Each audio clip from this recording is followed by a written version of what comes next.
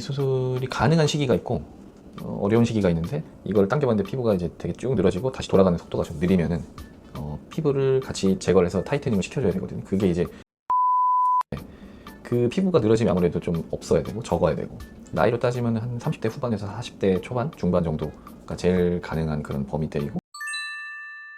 오늘은 많은 분들이 관심 가지고 있는 눈 성형에 대해서 한번 여쭤볼게요.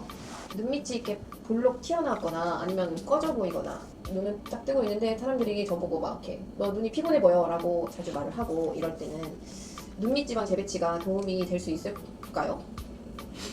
그러니까 이제 눈밑이 그늘져 보이거나 아니면 푹 패여 보이거나 아니면 볼록 튀어나올 때 되게 다양하게 표현을 많이 하는데, 기본적으로는 이제 눈물 고랑이라고 하는 이 선이 슬슬 보이기 시작할 때부터 환자들이 그런 증상을 호소하는 경우가 많아요. 그래서 여기가 선이 생기면은 여기가 볼록해 보이고, 그럼 이제 약간 다크서클처럼 여기가 어두워 보이는 그런 느낌이 생기기 때문에 되게 피곤해 보인다고 느끼거나 나이 들어 보인다고 느끼는 분들도 있고, 그걸 이제 옆에서 들으면 들을수록 더 그게 이제 심적으로 와닿는 것 같아서 병원에 오는 경우가 많습니다.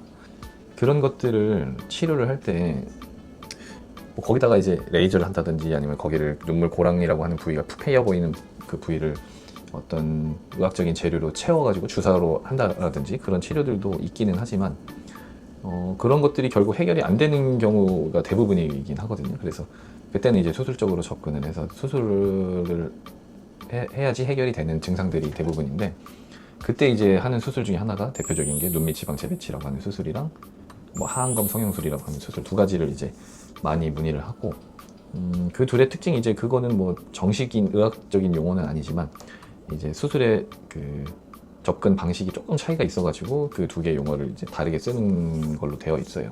눈밑 지방 재배치 수술의 장점이 뭐예요? 눈밑 지방 재배치술은 일단은 피부를 절개를 하느냐 안 하느냐를 가지고 이제 두 개를 나누는데, 피부 절개를 안 하는 수술을 우리가 눈밑 지방 재배치라고 부르는데, 이 눈을 이렇게 살짝 뒤집으면 안쪽에 빨갛게 보이는 결막이라고 하는 그 부위를 통해서 이 아래쪽 부위를 접근을 할 수가 있어요. 그래서 결막을 제거하면은 이렇게 눈을 다시 원래대로 하면은 밖에 상처가 보이지 않고 절개 부위가 보이지 않기 때문에 멍만 잘 컨트롤이 되면 수술의 결과에 따라서 그렇게 심하게 뭔가 뭐 상처가 보이지 않고 피물이 막 나오는 그런 건 아니기 때문에 회복이 아무래도 빨라 보이고 일상생활을 하는데 크게 좀 더 빠르게 회복을 하거나 지장이 없을 수가 있습니다. 흉터가 없나요? 흉터는 이제 밖에 보이는 피부에 생기는 절개 흉터는 없죠. 안에 결막을 이렇게 뒤집어 보면 흉터가 있긴 할 텐데, 그건 나중에 잘 아물면은 겉에서 보이진 않으니까 흉터는 없는 거나 마찬가지. 안쪽에 이제 수술로 인한 흉터는 있겠죠. 근데 뭐 보이진 않으니까. 그럼 어떤 분들이 이 수술을 하면 좋을까요? 보통은 이 수술이 가능한 시기가 있고 어려운 시기가 있는데, 피부가 이게 당겨봤을 때 우리가 피부 탄력을 테스트하는 그런 테스트가 있는데, 이걸 당겨봤는데 피부가 이제 되게 쭉 늘어지고 다시 돌아가는 속도가 좀 느리면은 피부를 같이 제거를 해서 타이트닝을 시켜줘야 되거든요. 그게 이제 하안검 성형술인데, 그 피부가 늘어지면 아무래도 좀 없어야 되고 적어야 되고, 나이로 따지면 한 30대 후반에서 40대 초반 중반 정도가 제일 가능한 그런 범위대이고, 피부 탄력이 좀 있어야 되면서 눈물고랑이 조금 선명하게 보이는데 지방이 돌출된 정도가 너무 심하지는 않아야 되는 그런 정도의 환자들은 저는 이제 이 수술을 추천을 하고 있습니다. 눈밑 처짐이 심한 경우엔 하안검 성형이 필요하다고 하던데, 그러면은 눈밑 지방 재배치랑은 차이점이 뭔가요?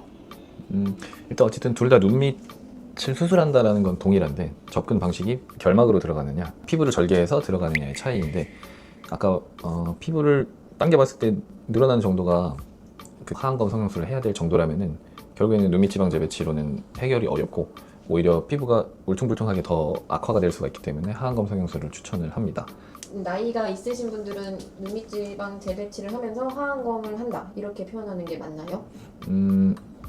뭐 되게 혼용돼서 쓰이긴 하는데 환자들이 이해하기가 어렵기 때문에 명확하게 알려드리기 위해서 좀 단어를 단순하는 편이고, 하안검 성형술과 눈밑 지방 재배치를 그냥 따로 구분하는 게 좀 이해는 편하실 거고, 하안검 수술을 할 때 저도 눈밑 지방을 건드려서 이 고랑이나 이런 것들을 다 평평하게 보이게끔 채워주는 과정이 있기 때문에 그렇게 생각을 하시는 분들도 있습니다. 그래서 둘이 같이 하는 개념도 맞고 하안검 성형술 안에 포함이 되어 있는 개념으로 생각을 해도 되고, 중요한 건 피부 절개를 해서 피부를 제거를 하느냐 안 하느냐가 제일 중요한 구분점입니다.